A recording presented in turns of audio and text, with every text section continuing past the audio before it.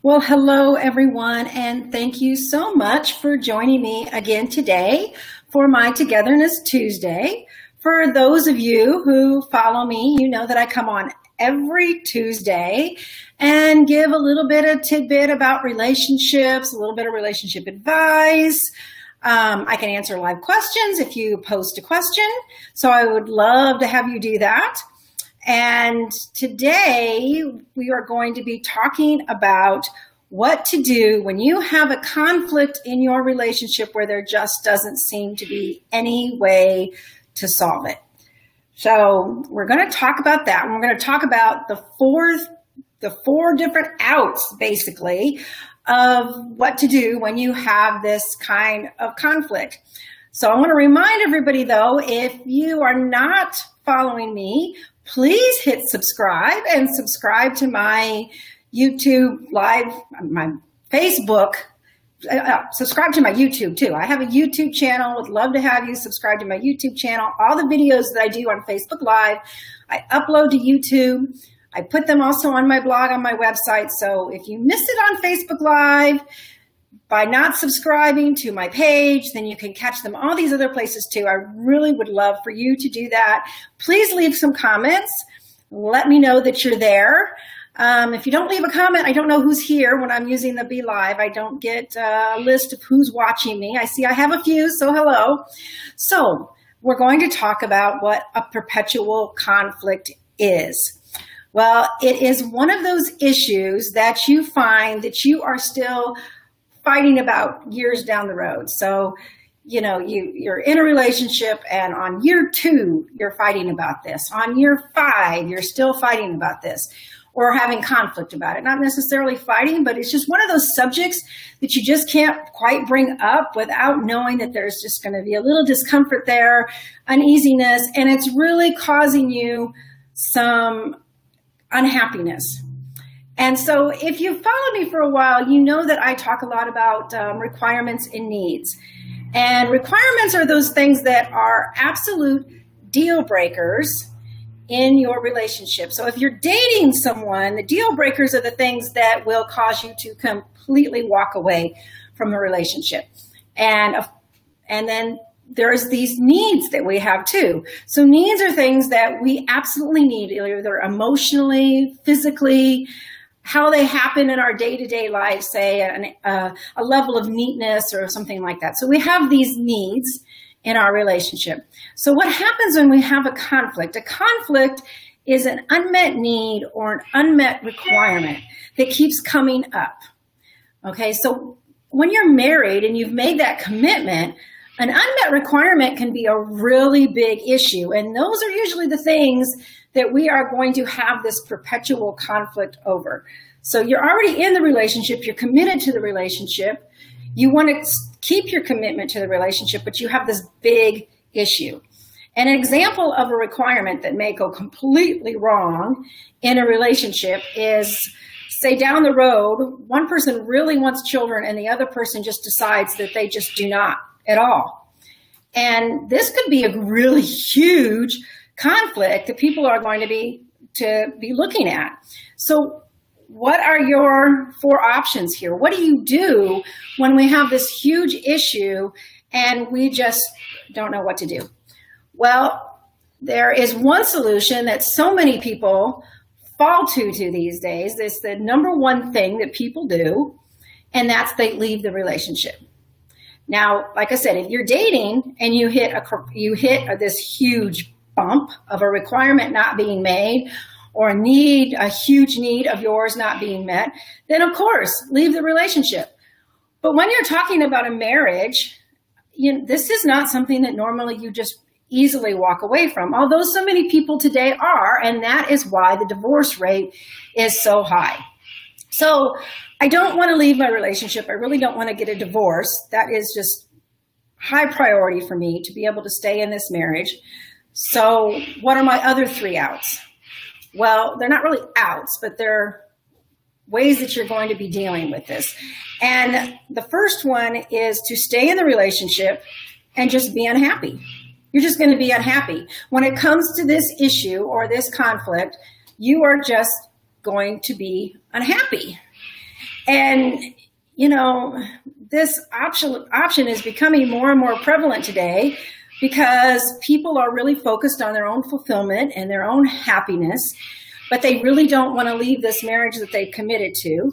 And so they really don't know what else to do. So they stay in the relationship, but they're just unhappy. And you definitely can do that. It's maybe not the best option, but it's there. So you've had leave, which isn't really a great option. You've had stay in the relationship and be unhappy, and that's really not a great option. So what's the third one? Well, the third and the fourth options may be something that these are options that I would definitely consider hiring a relationship coach or some sort of professional to help you deal with, because probably won't be able to do this on your own. You're just going to stay in the relationship and stay unhappy, or you'll leave. So the third one is to completely let go of the problem. Now, I'm not talking about holding on to resentment, bringing it up every once in a while, letting it eat you alive. No, I am talking about completely letting go of the problem. That means that you are going to choose your happiness over whatever this issue is. Okay, so let's go back to the example that I gave in the beginning about a couple who one discovers that they don't want children and the other one does. One person is going to make the decision that their real happiness comes from the relationship itself. It comes from being with the person that they love and being in that relationship. And they're going to choose that over their requirement. So they are going to let go of that issue. And they're going to choose to be happy. Now, this is a requirement, right? This is a huge need. You don't necessarily just let it go really quickly.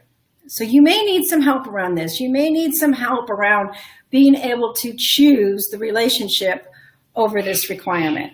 But it can be done, and many people do it. And they learn to go on in their lives happy in their relationship and happy with their lives, and they've learned to let go of this conflict. So that's one really great option. And the fourth option is to find a compromise. Now, again, for many of you that have listened to me and follow me, you know that compromise is not my favorite word. I like to say that we can find a win-win, but sometimes in a huge conflict like this, there is no win-win. There's no way for two people to win this. And a great example, again, is children or no children. There is no way that you can win that. There's no win-win, okay? So you would have to compromise somehow. And what a compromise means is somebody has to truly give up something that's important to them. And the other person has to give up a little bit of what's important to them so that they can find this way that they can both be happy with a compromise.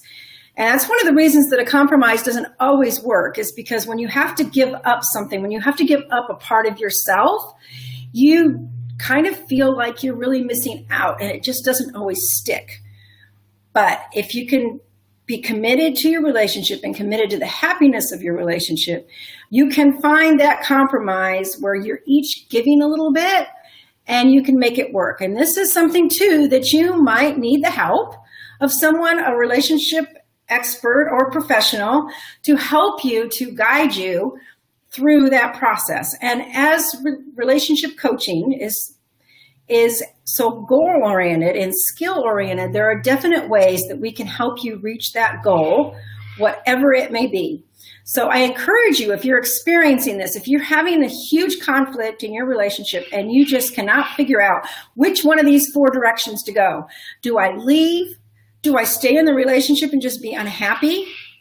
Do I just choose to let go of the problem? And how do I do that?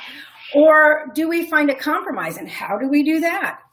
So if any of these questions are something that you have in your mind, reach out to me, send me a private message, send me an email, and I would be happy to talk to you about any of these things. And you also know that I offer free strategy sessions.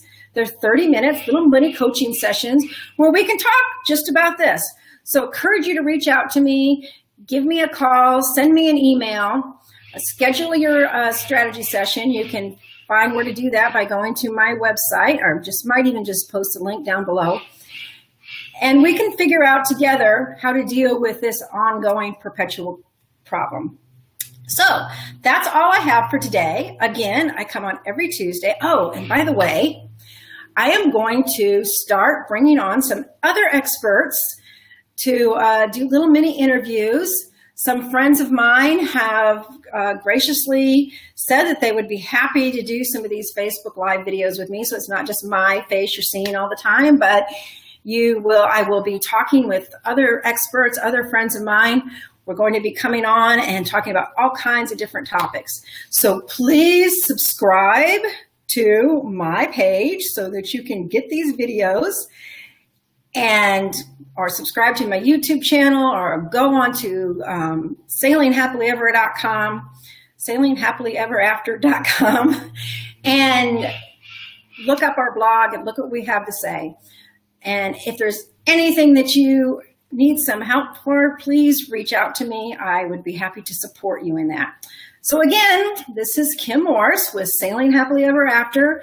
Thank you so much for joining me for Togetherness Tuesdays. So, oh, hi, thank you.